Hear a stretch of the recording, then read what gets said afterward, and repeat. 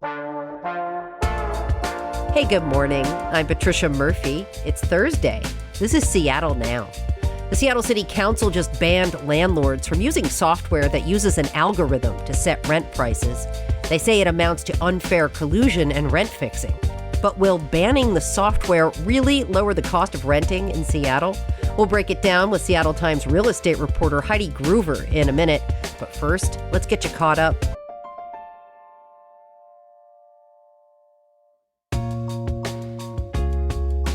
There's a groundbreaking ceremony. There's also a goodbye party today for Seattle's Memorial Stadium. The nearly 80-year-old stadium at Seattle Center will undergo a $140 million renovation beginning this summer. It's scheduled to reopen by the end of 2027. The project is a partnership between Seattle Public Schools and the City of Seattle. Today's event begins at 4 o'clock with food trucks, music, and a preview of what the new Memorial Stadium will look like. Home prices in the Seattle market have dipped for the first time in 2 years. A report by Homes.com shows the median home price decreased by about $10,000 in May compared to the year before. Still, Seattle has one of the most expensive housing markets in the country. The median home costs $765,000. The Puget Sound Business Journal reports townhomes saw the biggest price cuts in May at nearly 5%. And if you've ever wanted to start a food business in Seattle, city officials are sponsoring a free workshop today on how to get up and running. It'll cover food permits, business licenses, and what resources are available for business owners. It's happening at 12:30 this afternoon at the Rainier Beach Public Library in English and Spanish. Check back for more headlines on tonight's episode of Seattle Now. This week, the Seattle City Council voted unanimously to ban the use of rent-setting software. The most common is RealPage. Back in 2022, ProPublica reported that just in Belltown, 70% of properties were owned by 10 large companies, all using RealPage. Since then, both the City of Seattle and Washington State have accused RealPage of allowing landlords to collude and fix prices. Seattle Times real estate reporter Heidi Groover is here to tell us more about how RealPage affects Seattle rent and what this means for affordability in the city. Heidi, glad you're here. Thanks for taking the time. Thanks for having me. So the City Council banned the use of rent-setting software by landlords, but what are they? Help listeners understand what these tools do. If you live in a large apartment building managed by one of these big property management firms, they're a big landlord that owns a lot of buildings, your landlord may be using a software that essentially a bunch of landlords subscribe, they input their information about their units. Some of that information you might be able to find publicly on the internet. Hey, this apartment is advertising, it's open, it's advertising a lease for this much. Some of it is private information, how much current tenants are paying, how many units are vacant, that kind of thing. So a bunch of landlords subscribe to these software services. They feed this information in. The software uses algorithms to recommend a rent price. So say they have a one-bedroom apartment, they're trying to figure out how much to charge. The algorithm will make a recommendation, and then the landlord chooses whether to accept that or not. And so RealPage is one of the best-known companies that provides this type of software. And what is the Seattle City Council accusing companies like RealPage of doing? So the City Council, along with state attorneys general across the country and the Justice Department, have essentially argued that this is anti-competitive and that it could be driving up rents. So the case that they make is particularly regarding this type of information that would not otherwise be public. It essentially amounts to the landlords colluding, sharing information with each other that they wouldn't normally share. You know, the claim is they may as well be smoking cigars in a back room, talking about where to set the rent levels, and that all of this combines to basically allow them to keep rents elevated across a lot of units in cities like Seattle. All right. And is it clear how much of an effect RealPage has had in Seattle or in Washington State? Can you measure that? It's difficult to say for sure the effect. We know that the software is relatively broadly used by the large landlords. You know, the smaller landlords I talk to who own a few units, they're not really using this, but it is commonly used among the larger landlords. It's difficult to say exactly how many. Attorney General Nick Brown, in a lawsuit that his office filed, estimated that from 2017 to 2024, 800,000 leases in Washington state were priced using RealPage software. It's a bit hard to say, okay, that means that this percent of rent increase is due to RealPage. We really can't say that.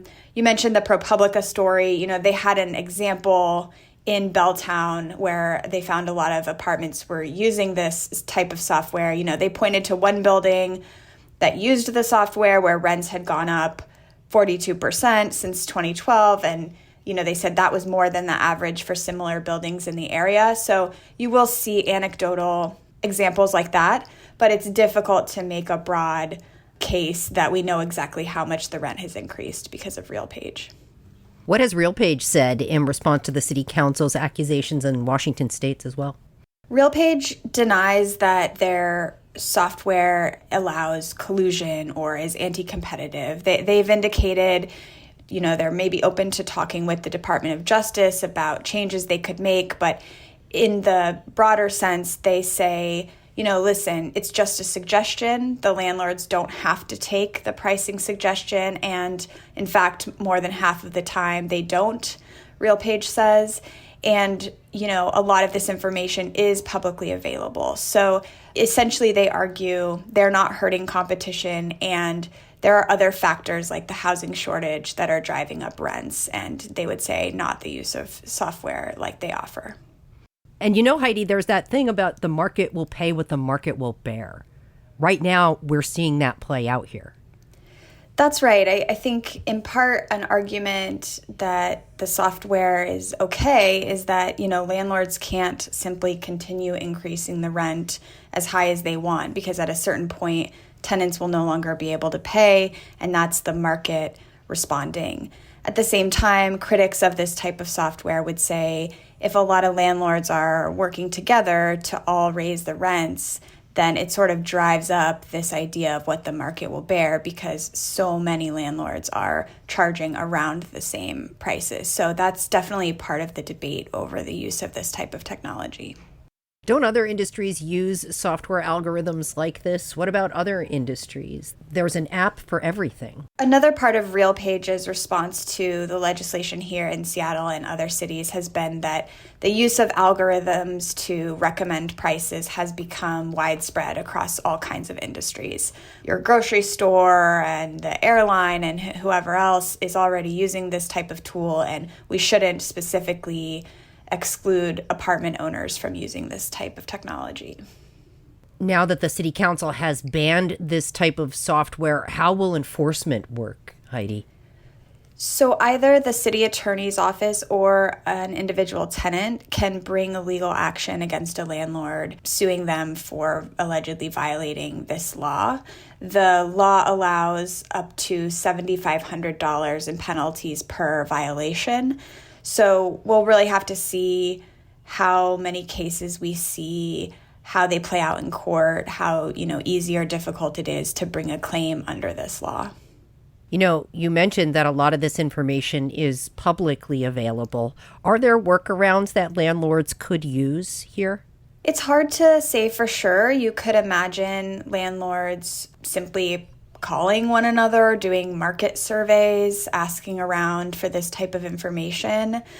The people who support reining in this type of software would say this is just making it so easy and efficient to share this basically anonymized data with your competitors. And so a workaround would never be sort of as efficient as this type of software. How soon can renters expect to see the results of this ban? Well, the city council passed the legislation this week. The mayor says he plans to sign it, and then the law will take effect a month after he signs it. In terms of actual effects, I think it's really hard to predict what broader effect we might have. The high rents and the difficult housing market in Seattle is driven by a lot of factors. Shortage of housing, shortage in particular of housing that's affordable to people with lower incomes, people making the minimum wage, things like that. And, those factors are all still at play, whether RealPage is offering this type of software in Seattle or not. So I wouldn't expect that we would see a huge drop in rents or anything like that in the short term. The state of Washington is suing RealPage and some landlords right now. How does that fit into this story? I think you can see this as sort of different levels of government learning about this technology, being concerned and looking for some way to respond. And so you've got cities considering bans, you have attorneys general suing, and that's where Attorney General Nick Brown's office is at, is just, we believe we can win this lawsuit alleging that this is illegal. And the city is like, well, while that's happening, let's just go ahead and ban it. Okay, so it's unclear right now what impact this legal change will have. What other strategies is the city of Seattle looking at to make renting more affordable? We have a broader conversation going on at the city now about development, whether there should be more types of housing, denser housing allowed, where that should be allowed. That conversation is very live. The state legislature this past session approved a cap on rent increases meant to address the difficulty many people are having affording their rent. So I think we'll continue to see these conversations about other ways to address the, expensive cost of renting in Seattle. All right. Seattle Times real estate reporter Heidi Groover, really appreciate it. Thanks for your reporting. Thank you. Thanks for listening to Seattle Now. Today's episode was produced by Brooklyn Jamerson Flowers. It was edited by Andy Hurst. Our production team also includes Caroline Chamberlain Gomez, Vaughn Jones, and Paige Browning. Greg Kramer does our theme music. Seattle Now and KUOW Public Radio are members of the NPR network. I'm Patricia Murphy. See you soon.